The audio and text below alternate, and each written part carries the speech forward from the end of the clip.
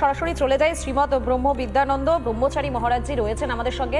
আজকের এই দিনটার মাহাত্ম্যটা যেমনটা সমাদৃতা বলছিল, সেটা তো শুধু আজ থেকে নয়, সেটা বহু বছর ধরে, বহু যুগ ধরে এবং যুগ যুগ ধরে এটা চলে আসছে।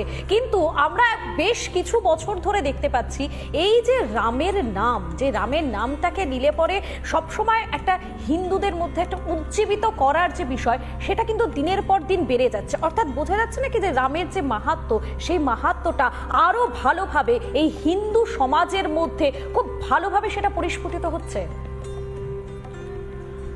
দেখুন, ঋষিকুল প্রদর্শিত তপনন্দিত ভারতীয় সত্য সনাতন ধর্মের যে পরম্পরা, সেই পরম্পরার হৃদয় স্পন্দন ভগবান রাম। ভগবান রামকে হিন্দু সভ্যতার রন্ধ্র রন্ধ্র থেকে কেউ কখনো না বিস্মৃত করতে পেরেছে, না বিচ্যুত করতে পেরেছে। সেই রামের নাম সদা সর্বদা আমাদের শিরাধমনীতে বয়ে চলেছে। যে রাম হৃদয়ে রমণ করেন, আত্মায় আম রমতে রামহা, সেই রামকে আমরা কি করে পৃথক করব।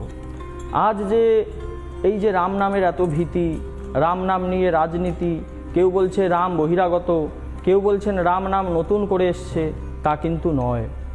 এই বাংলার ভূমিতে ঠাকুর রামকৃষ্ণ থেকে শুরু করে শ্রী চৈতন্যদেব থেকে শুরু করে, আমি যদি শুধু শ্রী চৈতন্যের কথা বলি, তাহলে প্রায় 500 বছরের বেশি ধরে এই রাম নাম, হরে কৃষ্ণ কৃষ্ণ কৃষ্ণ হরে হরে, হরে রাম রাম রাম হরে হরে, এই নাম আমাদের সমাজ ব্যবস্থার শোধন করেছে, রাজনীতির শোধন করেছে, আমাদের বাঙালি হিন্দু জাতিকে পথ দেখিয়েছে।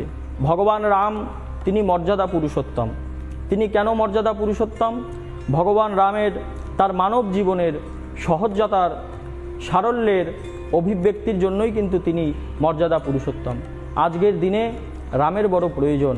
আজকের মানবিক মূল্যবোধের শূন্যতার দিনে, হানাহানির দিনে, হিংসার দিনে, অকারণ বিদ্বেষের দিনে আমি মনে করি একমাত্র এই রাম নামই পশ্চিমবাংলার বুকে শান্তির বার্তাকে বয়ে আনবে। এছাড়া আমাদের কোনো গতি নেই।